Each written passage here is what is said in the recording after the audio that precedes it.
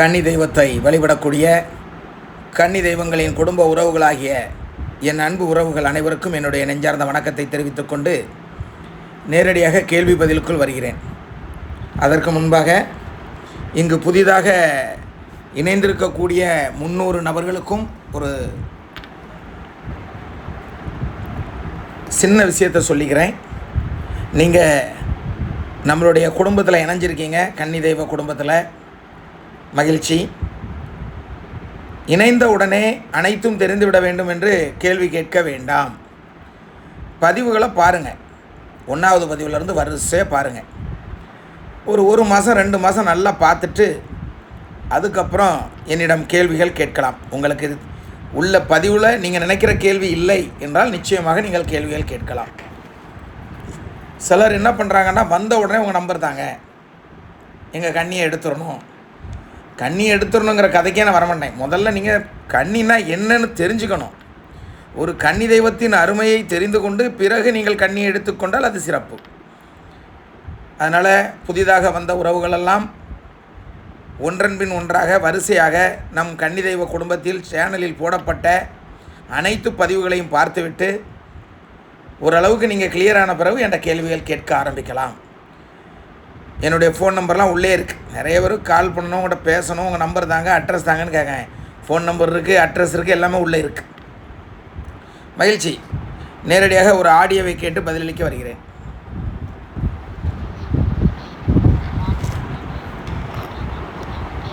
பதிவில் போட்டதில் ஒருத்தவங்க எங்கள் கன்னி தெய்வத்தை எடுக்கிறதுக்கு டேட் குறித்து தாங்கன்னு கேட்டிருந்தாங்க. அப்போ நீங்கள் நான் நினச்சா முடியாது, சாமி நீங்கள் நல்லா கும்பிடுங்க, அவங்க நினச்சா டேட்டு வரும் அப்படின்னு சொன்னீங்க. அது எங்கள் இதில் 100க்கு 100 உண்மையாக நடந்தது. ஏன்னா நான் எங்களுக்கு கன்னி தெய்வம் எடுக்கிறதுக்கு முன்னாடி ஒரு 2.5 மாதம் முன்பு எங்கள் வீட்டுக்கு வந்து நீங்கள் ஒரு மாதம் வர டேட் இருக்குமா, ஒரு மாதத்துக்கு வரவு உனக்கு டேட் குறித்து தரேன்னு சொல்லிட்டு போனீங்க. அப்புறம் நானும் உங்களை ஒரு மாதமா சரி மாமா நம்மளுக்கு டேட் குறிப்பாங்க அப்படின்னு சொல்லிட்டு நான் உங்களுக்கு ஒரு மாதமா ஃபோன், வாட்ஸ்அப் எதுவுமே நான் தொடர்பு கொள்ளலை. அப்புறம் ஒரு மாதம் கழிச்சு நான் ஃபோன் பண்ணும்போது நீங்கள் எடுக்கவும் இல்லை. அப்புறம் மாமாவை நம்ம டிஸ்டர்ப் பண்ணக்கூடாது, எப்படின்னாலும் மாமா வந்து பார்த்துட்டு போயிருக்காங்க, நம்மளுக்கு டேட் குறிப்பாங்க அப்படின்ட்டு நான் எங்கள் கன்னி தெய்வத்தையும் ரோகிணிசா லைசால் பாட்டியும் மட்டுமே தான் நான் நினச்சிட்டு இருந்தேன். உங்களுக்கு பதிவு அமைக்கணும்னா நீங்கள் தான் எனக்கு எடுத்துறதுக்கு இதாக இருக்கணும் அப்படின்னு என் மனசுலேயே கும்பிட்டுட்டே இருந்தேன். பதிவு கேட்கும் போதெல்லாம் அதே தான் நினைப்பேன். அப்படி இருக்கும்போது ஒரு நாள் நீங்கள் தற்செயலாக என் பையனுக்கு ஒருக்கா கையும் கோயிலில் வச்சு முறிஞ்சிடுச்சு. அப்போ அன்னைக்கும் ஃபோன் போட்டு வாட்ஸ்அப்லேயும் அனுப்பிவிட்டு நீங்கள் அந்த பதிவையும் பார்க்காம இருந்திருக்கீங்க. எனக்கு நீங்கள் பதில் எதுவுமே அனுப்பலை, ரொம்ப சங்கடமாக இருந்துச்சு. அதுக்கப்புறம் நான் ஒரு பதிவில் கன்னி தெய்வம் எங்கள் வீட்டுக்கு பதியமைக்க உதவி செய்யுங்கள் அப்படின்னு சொல்லி யூடியூப்பில் ஒரு எத்தனாவது பதிவுன்னு தெரில போட்டு விட்டுருந்தேன். அப்பவும் நீங்கள் லைக் பண்ணியிருந்தீங்க. அது எனக்கு எல்லாமே நான் எங்கள் கன்னி தெய்வத்தையும் பாட்டிட்டையும் வேண்டின மாதிரி எல்லாமே நீங்கள் இப்போ இந்த பதிவில் சொன்ன மாதிரி உண்மையாகவே நடந்தது. அதுக்கப்புறம் ஒரு நாள் நம்ம எதுவுமே இல்லையே அப்படின்னு நினச்சிட்டு பையன் கீழே விழுந்திருக்கும் போது கூட கன்னி தெய்வத்துக்கு நீங்கள் வந்துட்டு போன பிறகு நாங்கள் கொஞ்சம் கொஞ்சமாக துட்டு சேர்த்து ஒரு 12,000 ரூபா வச்சுருந்தோம். அந்த 12,000த்தையும் எடுத்து தான் கன்னி தெய்வத்துக்குன்னு செலவழிக்க கூடாதுன்னு வச்சுருந்த துட்டை எடுத்து தான் பிள்ளை கை முறிஞ்சதுக்கு செலவு பண்ணோம்.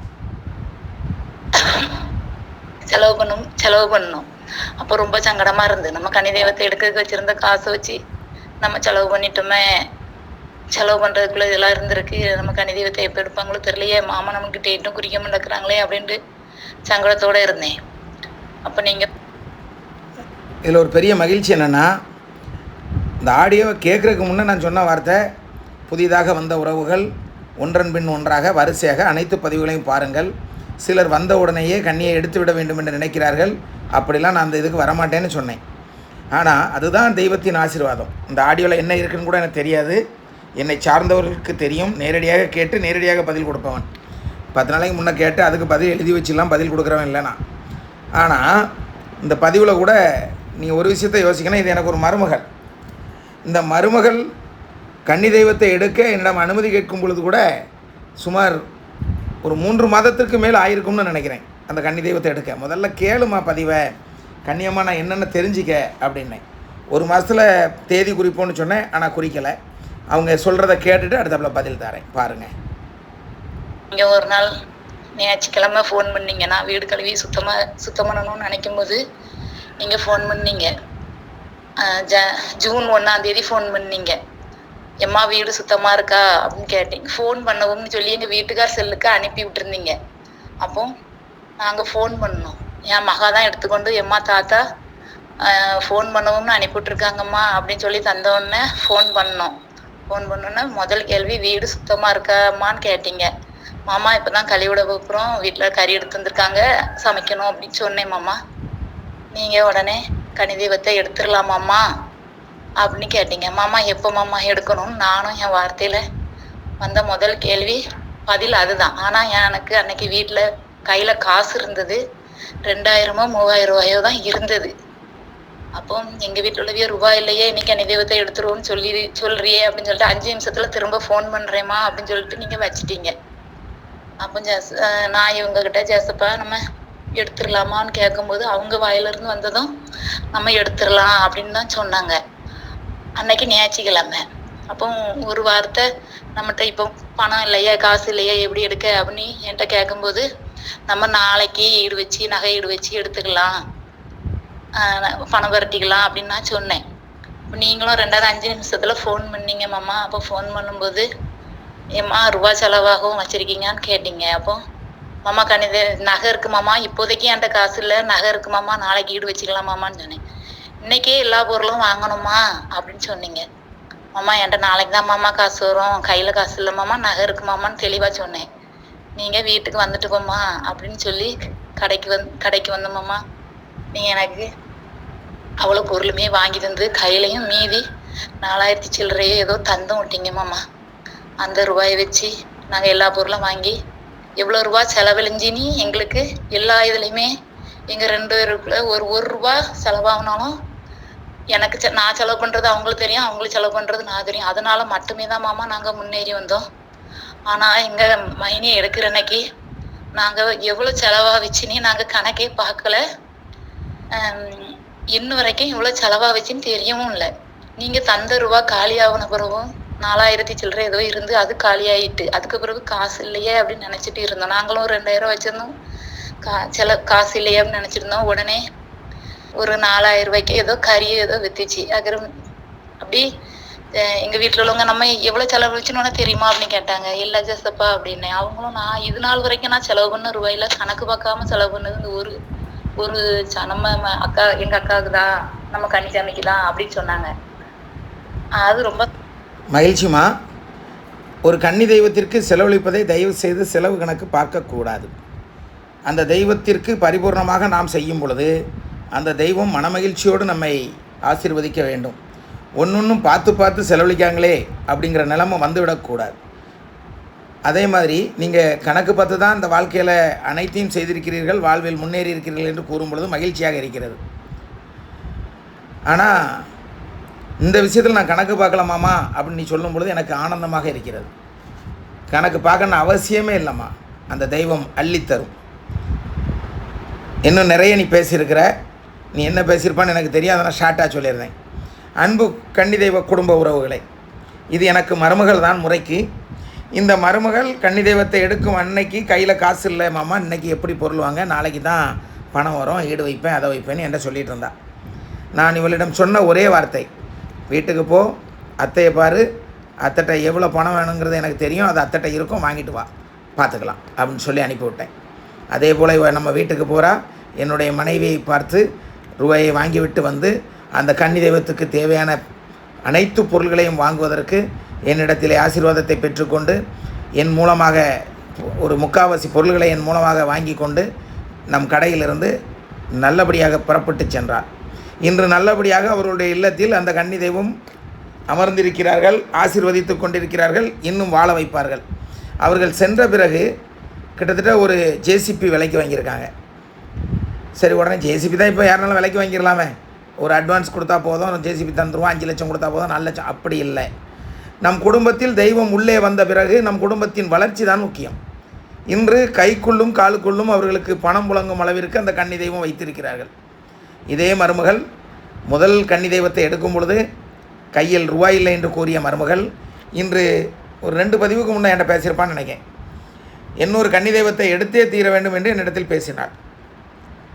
அப்போ ஏம்மா சரிம்மா பார்த்து மெதுவாக நாள் குறிப்போம் ரூபா பிரட்டணும்லாமா, அதெல்லாம் ஒன்றும் பிரச்சனை இல்லை மாமா, கண்ணியமாக உள்ளே எடுக்கணும் அப்படின்னா. உன் கணவர்கிட்ட கூட நான் பேசணும்னு சொல்லும்போது என்னுடைய மகன் கூறிய வார்த்தை, சித்தப்பா கன்னி தெய்வத்தை உள்ளே எடுக்கணும், எவ்வளோ பணம் மேட்ரே இல்லை அப்படின்னாங்க. இந்த உற்சாகமான வார்த்தைகள் வர்றது தான் எனக்கு பூஸ்ட், எனக்கு எனர்ஜி. ஆக அன்பு பிள்ளைகளே, ஒரு கன்னி தெய்வத்தை வணங்கக்கூடிய பிள்ளைகள் இந்த இடத்துக்கு வரணும், இன்னும் அள்ளி கொடுக்க வேண்டும். இனி வரக்கூடிய கன்னி தெய்வமும் அள்ளி கொடுக்க வேண்டும். இவருடைய வாழ்வில் தீய சக்திகள் இவங்களை அண்டி வராமல் நல்ல சக்திகள், தெய்வ சக்திகள் அந்த வீட்டிற்குள் வந்து இவர்களை ஆசீர்வதிக்க வேண்டும் என்று வேண்டிக் கொண்டு அடுத்த கேள்விக்கு பதிலளிக்க வருகிறேன். மாமா, நான் எப்படி பேசுனேன்னு எனக்கு தெரியல. கன்னிபதியில இருந்து தான் மாமா பேசினேன். ஏதாவது தவறாக பேசியிருந்தா மன்னிச்சிருங்கம்மா. ஏதாவது மறந்துருந்தாலும் தெரியல மாமா, அப்பப்போ ஞாபகம் வருமாம்மா. ஒன்றும் இல்லைம்மா, எல்லாம் கரெக்டு தான். சொல்லப்போனால் இன்னொரு 10 நிமிஷம் நீ பேசுனதை நான் 10 நிமிஷம் இல்லை, ஒரு 5 நிமிஷம் பேசுனதை நான் போடலை. அதுக்கப்புறம் நீ என்ன பேசுவான்னு எனக்கு தெரியுங்களா, அதனால தான் போடலை, ஷார்ட்டாக சொல்லி முடிச்சிட்டேன். மகிழ்ச்சி. மீண்டும் அடுத்த கேள்விக்கு பதிலளிக்க வருகிறேன். அண்ணா கன்னி தெய்வத்திற்கு தீபமேற்றும் பொழுது, அண்ணா கன்னி தெய்வத்திற்கு தீபமேற்றும் நபர் தீபமேற்றும் நேரம் கருப்பு நிற உடை போட்டு இருந்தால் தவறா அண்ணா? இல்லை, தீபம் ஏற்றும் நேரம் வேறு நிற உடை போட்டு பின் கருப்பு நிற உடை போடலாமா என்று கேட்டிருக்கிறார்கள். உடையில் ஒன்றுமே இல்லையா, மனசு தான் நல்லா இருக்கணும். உடைன்னு பார்த்தா நான் கூட 24 மணி நேரம் கருப்பு கலர் பேண்ட் போடுற ஆள், வெள்ளை கலர் சட்டை போடுற ஆள். அப்போ என் உடம்புல கருப்பு இருக்குன்னு சொல்லி என்ன கன்னி தெய்வங்கள் விலக்கி வைத்து விடுவார்களா? இப்போ உன் கன்னி தெய்வம் வந்து எனக்கு கருப்பு கலர் வேண்டாம் ஐயா, நீ வேறு கலர் துணி கொடுத்து தான் எனக்கு தீபம் ஏற்ற வேண்டும் என்று சொன்னால் நீ ஏற்று. ஆனால் நீயாகவே கருப்பு துணி இருக்கிறதே என்றெல்லாம் எனக்கு நம்ம உன் தலைமுடி கருப்பு, உன் உடம்பில் இருக்கக்கூடிய ரோம முடிகள் கருப்பு, அதையெல்லாம் நினைத்து பார்த்தால் உடம்பிலேயே கருப்பு இருக்கிறது, என்ன செய்ய முடியும்? அப்படிலாம் ஒன்றும் கிடையாது, மனசு தான். ஆனாலும் சில தெய்வங்கள் கருப்பை வெறுப்பார்கள். இருந்த போதிலும் நம் கன்னி தெய்வம் அது வேண்டாம், நீ இப்படி மாற்றி உடுத்து வா என்று சொன்னால் அதை செய்யுங்கள். அது இருக்குது, சில கன்னி தெய்வம் அப்படி சொல்லுவாங்க. எனக்கு இப்போ என்ன கூட ஒரு கன்னி தெய்வம் பொள்ளாச்சி பக்கத்தில் கோட்டூரில் ரத்தினம் அந்த கன்னியோட பெயர். என் பிள்ளை வேட்டியோடு இருந்தால் நல்லா இருக்கும்னு சொல்லி எனக்கு அப்பப்போ வேட்டியை எடுத்து வச்சுருக்கோம். நான் போகும்போது புது வேட்டியாக இருக்கோங்க, ஒரு வேஷ்டி கட்டி வாயான்னு சொல்லும். அந்த மாதிரி சில தெய்வங்கள் விரும்புவார்கள். அப்படி விரும்பினால் நீ அதை செய். ஆனால் நான் அவ்வளோ எளிதாக போட மாட்டேன். என்ன இருந்தாலும் அந்த தெய்வத்தின் அன்பிற்காக நான் சில நேரங்களில் வேஷ்டி கட்டியதும் உண்டு. மகிழ்ச்சி. மீண்டும் அடுத்த ஆடியோவை கேட்டு பதிலளிக்கிறேன். தெய்வங்களே துணை அண்ணா, வணக்கம் அண்ணா. மதுரையிலேருந்து சித்ரா பேசுகிறேன்னா. அண்ணா, ஒரு பதிவில் ஒரு சகோதரி சொல்லியிருந்தாங்கன்னா, என்னோட கன்னிப்பதியில் நான் வீட்டுக்கு தூரமாக இருந்தப்போ அம்மா வச்சு தீபமேற்ற சொல்லியிருந்தேன்னு சொன்னாங்கன்னா, அது தவறு. கன்னி தெய்வத்தை நம்ம முறைப்படி எடுக்கிறப்ப யாரெல்லாம் கையில் சேர்ந்து வாங்குறாங்களோ அவங்க தான் தீபமேற்றணும்னு சொல்லிட்டு நீங்கள் சொல்லியிருந்தீங்கன்னா, அதுலேருந்து ஒரு சந்தேகம் பண்ணா, தவறு இருந்தால் மன்னிச்சுக்கோங்க. இப்போ நாங்களாம் வாடகை வீட்டில் தான் இருக்கோம். சொந்த வீடு வந்ததுக்கப்புறம் நம்ம கன்னி தெய்வத்தை எடுக்கிறோம். அதுக்கப்புறம் மகனுக்கு திருமணம் பண்ணுறோம். அப்போ திருமணம் பண்ணுறப்போ முன்னாடி நம்ம கன்னி தெய்வத்தை எடுக்கிறப்ப மருமக இருக்க மாட்டாங்க. அவங்கள வச்சு நம்ம அவங்க கையில் கொடுத்துருக்கவும் மாட்டோம். பின்னாடி கன்னி தெய்வத்தை எடுத்ததுக்கு அப்புறம் நம்ம மருமக வந்தா நான் விளக்கேற்ற முடியாத நேரத்தில் மருமக ஏற்றலாமா? அற்புதமான கேள்வி, அருமையான கேள்வி. ஏற்கனவே நான் அவங்க அம்மா ஏற்றுனது கூட நான் ஏற்றலாம்னு சொல்லியிருந்தேன் நினைக்கிறேன். அது தவறு இல்லை. ஏன்னா அந்த அம்மாவுடைய தங்கச்சி தான் அந்த கன்னி, அதுலேயும் மாற்று கருத்து கிடையாது. இது எப்படின்னா, உங்கள் மகன் கை வைத்திருப்பான் அல்லவா? இப்போ உங்கள் வீட்டில் கன்னி எடுக்கணும்னா நீங்கள், உங்கள் கணவர், உங்கள் மகன் 3 பேரை வச்சு தான் எடுப்போம். உன்னில் பாதி உன் மனைவி என்பது போல் அவனில் பாதி தான் சிவனும் சக்தியும் சேர்ந்தா மாசுடான்னு சொன்ன மாதிரி உன்னில் பாதி ஒரு மனைவி. அதாவது ஒரு ஆணின் சரிபங்கு பெண்ணுக்கு ஈக்குவாலிட்டி உரிமை இருக்கிறது. அது மட்டுமல்ல, இவன் கன்னி தெய்வத்தின் மருமகனாக இருந்தால் வரக்கூடியவர்கள் மகளாக வருகிறாள். ஆக தாயை அந்த மருமகள் நம்புவதாக இருந்தால் அவள் ஏற்றலாம். நம்பும் பிள்ளைகள் வந்து தன் தாய்க்கு தீபமேற்றும் பொழுது தாய் அரவணைப்பால் கெட்டிக்கொள்வாளே தவிர உதறி தள்ள மாட்டாள் என்பதுதான் உண்மை. ஆகவே ஒரு மணமகள் மருமகள் என்பவள் வீட்டிற்கு விளக்கேற்றத்தான் வருகிறார்கள் என்பார்கள். வீட்டுக்கு விளக்கேற்ற ஒரு மருமகன் வந்தால் நல்லா இருக்குமென்னு சொல்லுவாங்க. ஆக அதைத்தான் கன்னி தெய்வம் நேசிப்பார்கள் என்பதை உறுதியாக கூறிக்கொண்டு, வீட்டிற்கு வந்த மருமகள் அந்த கன்னி தெய்வத்துக்கு மகள். நாம் மருமகன் என்றால் அவள் மகள், அந்த மகளுக்கு முழு உரிமையும் இருக்கிறது என்பதை உறுதியாக கூறிக்கொண்டு அடுத்த ஆடியோவை கேட்டு பதிலளிக்கிறேன். இதுக்காக கேட்குறேன்னா, இப்போ நமக்கு பின்னாடி நம்ம மருமக தானே அவங்க நம்ம வீட்டுடைய வாரிசு. மகிழ்ச்சி அம்மா, வாரிசு என்பதை விட அதற்கு கூறிவிட்டேன், உன் மகனின் சரி பாதிதான் மருமகள், அவனுக்கு மனைவி. ஆக அதை ஏற்றுக்கொண்டுதான் ஆக வேண்டும். ஆனால் அவள் நம்பி கும்பிடக்கூடிய பிள்ளையாக இருந்தால் அது சிறப்பாக இருக்கும். நம்பிக்கை இல்லாத பிள்ளையாக இருந்தால் சற்று வேதனைக்குரிய விஷயம்தான் என்று கூறிக்கொண்டு அடுத்த ஆடியோவை கேட்டு பதிலளிக்கிறேன். அப்பா, எப்படி சொல்றதுன்னு தெரியலப்பா. அப்பா, எனக்கு இந்த பாக்கியம் கிடைச்சிருக்குப்பா. இப்படிப்பட்ட ஒரு நல்ல உறவை கொடுத்தது என் கண்ணியம்மாப்பா. அப்பா, இப்படியும் நல்ல மனுஷங்க இருப்பாங்க நான் இப்பதாப்பா நான் பாக்குறேன். என் வாழ்க்கையில நிறைய ஏமாற்றங்களை சந்திச்சுதான்ப்பா. இப்படி ஒரு மனிதனா இப்பதாப்பா நான் உங்களை பாக்குறேன். ஒரு வாட்டியாவது உங்களை பார்க்கணும்னு நினைக்கிறேன்ப்பா. எப்படியாவது நான் வந்துடுவேன்ப்பா உங்களை பார்க்க. அத்தைகளையும் பார்க்கணுமே.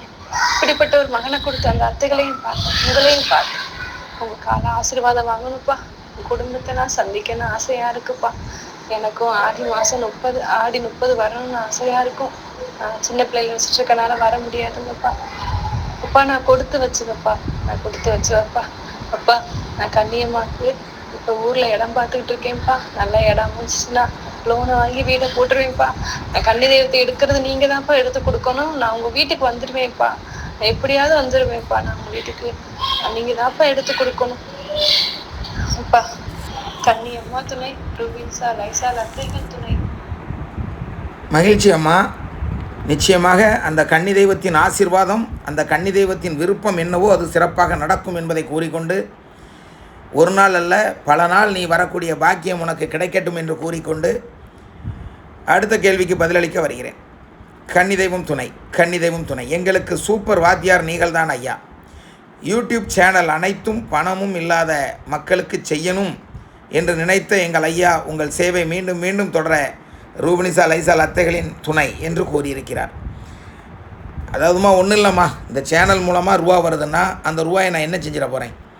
அதை எனக்கு சேர்க்குறதுக்கு என்ன இருக்குது? எனக்கு ஆண்டவன் பேரை சொல்லி அத்தை பேரை சொல்லி இங்கே அருமையான ஒரு ஜவுளி கடை அத்தை தந்திருக்கிறாங்க. அதன் மூலமாக வரக்கூடிய வருமானம் எனக்கு போதிய அளவிற்கு இருக்கிறது.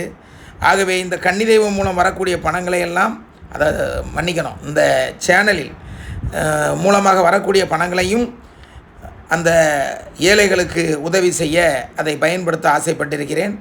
திருவண்ணாமலைக்கு செல்ல இருக்கிறேன். சுமார் 2.5 வருடம் இந்த சேனலில் நான் பேசின பணம் 43,866 ரூபா வந்திருக்கு.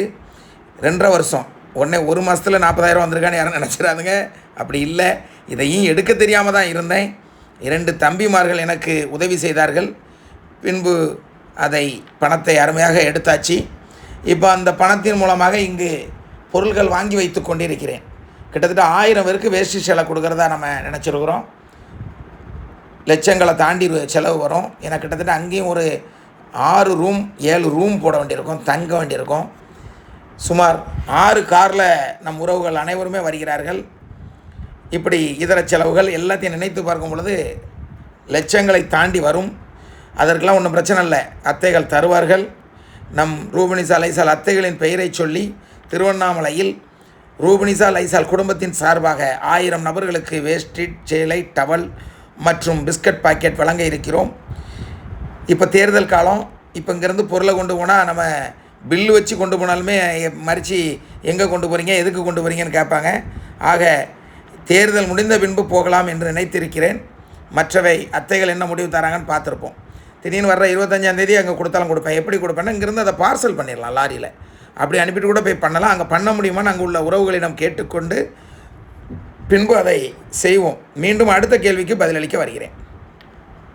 நம் நோக்கம் அதுதான். இந்த நம்ம சேனல் மூலமாக நமக்கு மாதம் 5000 வந்தாலும் சரி 10,000 வந்தாலும் சரி அனைத்தும் தர்ம காரியங்களுக்கே அது செல்லும், நல்ல காரியங்களுக்கே செல்லும் என்பதை கூறிக்கொண்டு அடுத்த கேள்விக்கு பதிலளிக்க வருகிறேன். கன்னி தெய்வம் துணை, ரூபினிசா லைசால் அத்தைகள் துணை.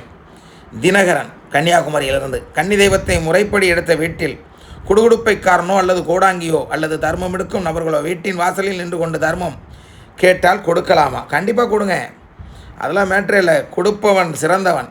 கொடுக்க வைத்து அழகு பார்ப்ப அந்த தெய்வத்திற்கு தெரியும் தன் பிள்ளைகள் நல்லது செய்யக்கூடிய பிள்ளைகள். ஆனால் அவனை காப்பி கொடுக்க சாப்பாடு கொடுக்கன்னு வீட்டு வாசலில் உட்கார வச்சிடாதுங்க. டக்குன்னு உள்ளே வந்துடுவான். வீட்டுக்குள்ளே வந்தால் அது கெடுதி. தேவையில்லாத சிரமங்களை செய்துவிட்டு சென்று விடுவான். மகிழ்ச்சி. மீண்டும் அடுத்த கேள்விக்கு பதிலளிக்கிறேன். அத்தைகள் துணை அண்ணா, நன்றி அண்ணா, மிக்க மகிழ்ச்சி அண்ணா, உங்களுக்கு மிக மிக பெரியமனது அண்ணா, உங்கள் சேவை என்றும் தொடரட்டும் அண்ணா, வாழ்க பல்லாண்டு காலம் அண்ணா, நீங்கள் என்றுமே நல்லா இருக்க வேண்டும் என்று கன்னி தெய்வங்களிடமும் நம்ம அத்தைகளிடமும் நித்திய பூஜையில் வேண்டிக் கொண்டே இருக்கிறோம் அண்ணா. என்னுடைய ஃபோன் 4 நாளாக ரிப்பேர் பார்க்க கொடுத்து இருக்கிறேன் அண்ணா. இன்று தான் ஃபோன் வாங்கி வந்தேன் அண்ணா. நன்றி அண்ணா.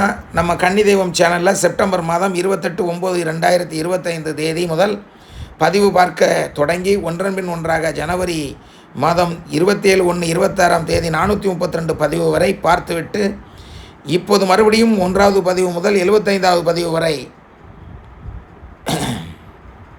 பார்த்து வருகின்றேன் அண்ணா. ஒரு நிமிடம், அதுக்கு பிறகும் அவங்க எழுதியிருக்காங்க, என்னன்னு பார்ப்போம். அதன் பின் 433வது பதிவு தொடங்கி 444வது பதிவு வரை பார்த்து விட்டேன் அண்ணா. இன்று தான் 445வது பதிவை பார்க்கணும் அண்ணா. நன்றி அண்ணா, மிக்க மகிழ்ச்சி அண்ணா. அந்த கன்னி தெய்வங்கள் நல்லபடியாக வீட்டிற்கு வருகை தந்து நம்பும் பிள்ளைகள் அனைவரையும் நல்லபடியாக ஆசீர்வாதம் பண்ணுவார்கள். கன்னி தெய்வம் துணை அண்ணா என்று கூறியிருக்கிறார்கள். மகிழ்ச்சி. அனைத்து பதிவுகளையும் பார்க்கும் இப்படிப்பட்ட பிள்ளைகளை மனதார வாழ்த்துகிறேன். அதாவது எனக்கு என்னென்னா, ஒவ்வொரு பதிவும் 30 நிமிஷம் 45 நிமிஷம் 1 மணி நேரம் இருந்து பேசுகிறேன் என்றால் எதற்காக அப்படின்னு ஒரு கேள்விக்குறி போட்டுவிடுங்க. எங்கோ பிறந்து எங்கோ வளர்ந்து எங்கோ வாழ்ந்து கொண்டிருக்கக்கூடிய உங்களுக்காகவும் உங்கள் வீட்டில் இருக்கக்கூடிய கன்னி தெய்வத்துக்காகவும் மட்டும்தான் இங்கே நான் பேசிக்கொண்டிருக்கிறேன். அங்கே நீங்கள் எடுத்து வழிபடுவது உங்களுக்காகவும் உங்கள் பிள்ளைகளுக்காகவும் உங்களுடைய குடும்பம் வாழையடி வாழையும் வாழ எடுத்து கும்பிட்டு கொண்டிருக்கிறீர்கள்.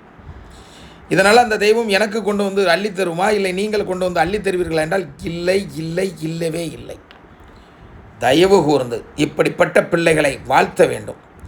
முழு பதிவையும் பார்த்துவிட்டு மீண்டும் 1வது பதிவிலிருந்து பார்த்து கொண்டிருக்கிறேன் என்று கூறுகிறார்கள் என்றால் இதுதான் பக்தி. இந்த பக்தி உள்ள இடத்தில்தான் அந்த தெய்வம் நம்மை வாழ வைக்கக்கூடிய நம் கன்னி தெய்வம் இருப்பார்கள் என்பது உண்மை, உண்மை, உண்மை. சில நேரங்களில் அவர்கள் எப்படி பேச வேண்டும் என்று கூட தெரியாமல் பேசுவார்கள். ஆனால் அது முக்கியமல்ல. அவர்கள் கூட இருந்து அந்த கன்னி தெய்வம் அவர்களை வாழ வைப்பார்கள் என்பதுதான் உண்மை. அவங்களும் குழந்தைக்கு சமம் தான். ஏன்னா இப்போ தானே படிச்சுக்கிட்டு இருக்காங்க கன்னி தெய்வம்னா என்னன்னு. சிலர் கேட்ட கேள்வியே கேட்கலாம், அதுக்கெல்லாம் நான் கோவப்பட மாட்டேன். ஆக சேத்தூரைச் சேர்ந்த ராஜபாளையத்தைச் சேர்ந்த தங்கை பேச்சியம்மாளை மனதார வாழ்த்தி கொண்டு மீண்டும் அவர் அனுப்பிய அந்த அடுத்த கேள்வி என்னவென்று பார்த்து பதிலளிக்கிறேன். அண்ணா, எனக்கு 2 நாளாக அம்மைக்கட்டு. இதற்கு முன் இந்த மாதிரி இருக்கும்போது நாங்கள் தீபம் ஏற்றுவதில்லை.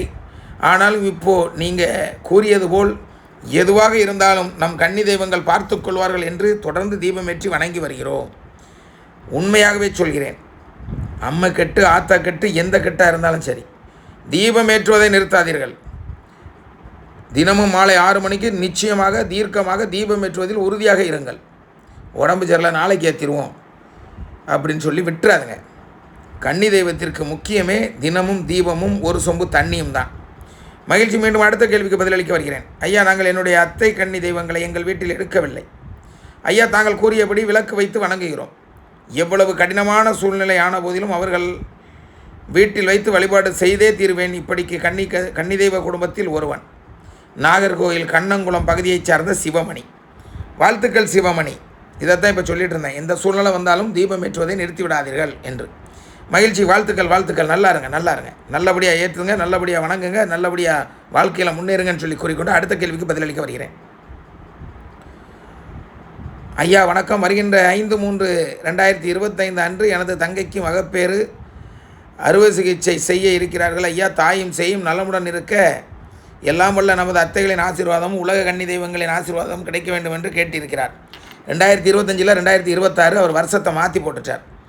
தப்பில்லை, அன்பு பிள்ளை. இவர் ஒரு காவல்துறை அதிகாரி, மதுரை, வேலை பார்ப்பது சென்னையில். அன்பு பிள்ளை நல்லபடியாக அவருடைய தங்கைக்கு குழந்தை பிறந்து விட்டது. நானும் சென்று பார்க்க வேண்டும். அதற்கான நாள் நாளைக்கோ இல்லை நாளைக்கு மறுநாளோ வந்துவிடும். நிச்சயமாக முதலில் அதை சென்று பார்த்து அந்த குழந்தையை ஆசீர்வதிக்க வேண்டும். ஏன்னா அந்த பிள்ளை அவ்வளோ ஒரு மரியாதை தெரிஞ்ச பிள்ளை. பார்த்த நாள் முதல், பழகிய நாள் முதல் இன்று வரை ஐயா என்ற சொல்லை தவிர எந்த சொல்லும் அந்த பிள்ளை முகத்திலோ குணத்திலோ மாற்றமில்லை. அந்த சொல் எந்த ஒரு வார்த்தை சொன்னால் ஐயா ஐயா ஐயா என்று கூறக்கூடிய ஒரு நபர். நம்ம ஒரு போலீஸுங்கிற பந்தாவோ எதுவும் கிடையாது. மகிழ்ச்சி. மீண்டும் அடுத்த கேள்விக்கு பதிலளிக்க வருகிறேன். இதோ. வணக்கம் அண்ணா. கன்னி தெய்வமே துணை, கன்னி தெய்வமே துணை, கன்னி தெய்வமே துணை, ரூபினிசா லைசா அத்தைமார்களே துணை. அண்ணா, நான் வாடகை வீட்டில் இருக்கேன். அதனாடி நான் பதி முறைப்படி எடுக்கலை. அதான் சொன்னல 4 தலைமுறைக்கு அப்புறம் எங்கள் மாமனாருடைய அத்தையை தான் நான் எடுத்திருக்கேன். இப்போ நீங்கள் உங்கள்கிட்ட நீங்கள் எடுக்கலை, வணங்கிட்டு இருக்கீங்க. மகிழ்ச்சி. மீண்டும் தொடர்ந்து உங்களுடைய ஆடியோவை கேட்டு பதிலளிக்கிறேன். ஒரு கொஸ்டின் கேட்டிருந்தேன் நான். இந்த மாதிரி எங்கள் மாமியாருக்கு ஏற்கனவே கல்யாணம் ஆகி அந்த குழந்தை நெருப்பில் பட்டு இறந்து போயிட்டாங்க. அவங்க நிற்கிறாங்க, குழந்தையா இருக்காங்க, அழுதாங்கன்னு நான் ஏற்கனவே உங்கள்கிட்ட சொல்லியிருக்கேன். அதனாடி இன்னைக்கு நான் அந்த உங்கள்கிட்ட கேள்வி கேட்டேன். நான் நீங்கள் சொன்னீங்க, நீங்கள் எடுத்து தாராளமாக கும்பிடலாமா, விளக்கு வாங்கி நீங்கள் கும்பிடுங்கன்னு சொன்னீங்க. கூப்பிடலாமா என்று சொல்ல மாட்டேன், கும்பிடுங்கன்னு சொல்லியிருப்பேன். இருந்தாலும் மகிழ்ச்சி. கூப்பிடுறது கும்பிடுறது அனைத்தும் ஒன்று தான். ஆனாலும் அந்த அந்த கன்னி தெய்வத்திற்கு வேறு ஏதாவது எப்படி சொல்கிறது, அந்த கன்னி தெய்வத்துக்கு கூட பிறந்தவர் தான் உங்கள் கணவரா, அதைங்கிறதையும் எனக்கு கொஞ்சம் தெளிவாக சொல்லிடுங்க. மகிழ்ச்சி. மீண்டும் அடுத்த ஆடியோவை கேட்டு பதிலளிக்கிறேன். அதனால இன்னைக்கு நான் விளக்கு வாங்கிட்டு நால்முக விளக்கு வாங்கிட்டு இன்னைக்கு முறைப்படி நாங்கள் இன்னும் எடுக்கலை, விளக்கு வச்சு இன்னைக்கு கும்பிட்டுருக்கோம்னா அதை நான் கும்பிடுங்கம்மா. நிச்சயமாக முறைப்படி எடுக்கக்கூடிய காலம் வரும், சொந்த வீடு வரும் என்பது உறுதி. நம் கன்னி தெய்வ குடும்பத்தில் ஒரு குழந்தை கூட தோற்கக்கூடாது. அந்த கன்னி தெய்வங்களின் ஆசீர்வாதத்தை முழுமையாக பெற்று வாழ்வில் வாழ வேண்டும். சிலர் நினைக்கலாம் கஷ்டப்பட்டவங்க கண்ணியை கும்பிட முடியாதுன்னு. இல்லை இல்லை இல்லை, அப்படிலாம் கிடையாது. உன் கஷ்டத்தை போக்க வந்த தெய்வம் தான் கன்னி. நீ வாடகை வீட்டில் இருக்கிறாய், சொந்த வீட்டையும் விற்றுவிட்டு வாடகை வீட்டிற்கு வந்திருக்கிறாய். மீண்டும் சொந்த வீட்டுக்கு செல்லத்தான் உனக்கு கன்னி தெய்வம் வருகிறாள் என்பதுதான் உண்மை. முறைப்படி எடுக்கக்கூடிய காலம் சொந்த வீடு வந்த பிறகு வந்தாலும் வாடகை வீட்டில் தீபம் ஏற்றி வழிபடுங்கள் என்று தானே கூறிக்கொண்டிருக்கிறேன். வழிபட வேண்டாம் என்று கூறவில்லையே. மகிழ்ச்சி. மீண்டும் ஆடியோவை கேட்டு பதிலளிக்கிறேன். உங்கள்கிட்ட தெரியப்படுத்தணும்னு இருந்தேன். எனக்கு இப்போ தான் கொஞ்சம் டைம் கிடச்சிது. அதனாடி நான் சொல்கிறேன்னா, இன்றைக்கி 6 மணிக்கெலாம் வாங்கிட்டு வச்சு நானும் என் பையனும் தான் போய் வாங்கிட்டு வந்தோம். இப்போ எங்கள் பாட்டி எங்கள் வீட்டுக்காரருக்கு ஆட்சி வேணும். அவங்களையும் ஏற்கனவே 1 வருஷம் 1.5 வருஷம் ஆச்சு. கார்த்திகை மாதம் எடுத்தேன். இப்போ இவங்களையும் எடுத்து இன்றைக்கி நான் பதிய அமைச்சு நான் கும்பிட்ருக்கேன்னா, அப்படி கும்பிடையில எனக்கு அவ்வளோ சந்தோஷமாக இருந்தது. மகிழ்ச்சிமா. உங்கள் சந்தோஷத்தை பாராட்டுறேன். எடுத்தேன் என்று சொல்லாதீர்கள், வணங்க ஆரம்பித்தேன் என்று சொல்லுங்கள். எடுத்தேன் என்று கூறிவிட்டால் கன்னியை முறைப்படி எடுத்தால் தான் எடுத்தேன் என்று கூற வேண்டும். மகிழ்ச்சி. மீண்டும் அடுத்த ஆடியோவை கேட்டு பதிலளிக்கிறேன். என் கண்ணியை கும்பிட்டுட்டு அப்போ பதியில் லைசா ரூபினிசா அத்தைகள் போற்றின்னு சொல்லுவேன். நான் கன்னித்தாயை போற்றின்னு சொல்லுவேன். மகிழ்ச்சி அம்மா. ஆனால் அப்படி சொல்லக்கூடாதம்மா. அந்த கன்னிப்பதியில் அந்த கன்னியை மட்டும் வணங்குங்கள். அத்தைகளை நினைப்பதாக இருந்தால் வெளியில் படுத்து கொண்டு நினைக்கலாம், உட்கார்ந்து கொண்டு நினைக்கலாம், நடந்து கொண்டு நினைக்கலாம், உங்கள் வீட்டில் தூங்கும்போது கூட நினைக்கலாம். ஆனால் கன்னிப்பதியில் கன்னிக்கு தீபம் ஏற்றி அந்த தெய்வத்தை மட்டும்தான் அதில் வழிபட வேண்டும் என்பதை பல உறவுகளுக்கு உறுதியாக சொல்லியிருக்கிறேன். சமீப காலத்தில் சேலத்தில் அன்பு பிள்ளை கணவன் மனைவி தங்கமான பிள்ளைகள், இருவருக்குமே கண் பார்வை சற்று குறைவாக இருக்கும். ஆனாலும் அவர்களுடைய வாழ்க்கையை நேர்த்தியாக கொண்டு சென்று கொண்டிருக்கிறார்கள். அவர்களும் இதே போன்ற அத்தைகளின் பதியை ஃபோட்டோவாக லேமினேஷன் போட்டு கன்னி தெய்வத்தின் தலைக்கு மேல் வைத்து விட்டார்கள். மிகப்பெரிய கஷ்டமான செயல் அது. தீபாராதனை காட்டுகிறார்கள், அது அத்தைக்கும் சாரும். அத்தைக்கு தீபாராதனை காட்டினால் இங்கு கீழே இருக்கும் கன்னியின் நிலைமை என்ன? ஆகவே அன்பு பிள்ளைகளே, கன்னி தெய்வத்தை வணங்கக்கூடிய பிள்ளைகளை தயவு செய்து உங்கள் வீட்டில் இருக்கக்கூடிய கன்னி தெய்வத்தை வணங்கும் பொழுது அத்தைகளுக்கு அங்கு எதுவும் செய்ய வேண்டாம் என்று அன்போடு கூறிக்கொண்டு ஆடியோவை கேட்டு பதிலளிக்கிறேன். இந்த 1 வாரமாக என்னன்னு தெரியல, எனக்கு அந்த வார்த்தையே வரல, அத்தைங்களுடைய வார்த்தையே வரலை. அப்போ நேற்று நைட்டுன்னு நினைக்கிறேன், நேற்று நைட்டில் அப்போ தான் ஆமாம் அப்படின்னு சொல்லிட்டு ஏன் நம்ம நினைக்கல அப்படின்னு ஒரு இது வந்துச்சுன்னா அது என்னன்னு தெரியல. அப்போ உங்களுடைய இது எல்லாமே நாங்கள் உங்களுடைய மகிழ்ச்சியமாக உங்கள் ஆடியோ இன்னும் தொடர்ந்து போயிட்டு இருக்கு. மீதி ஆடியோக்கு பிறகு வேணால் பதிலளிக்க. இப்போ நான் அந்த வீடியோ முடிய போகிறது, அடுத்த வீடியோவில் கூறுகிறேன். கன்னி தெய்வம் துணை உறவுகளே, கன்னி தெய்வம் துணை, கன்னி தெய்வம் துணை, கன்னி தெய்வமே துணை.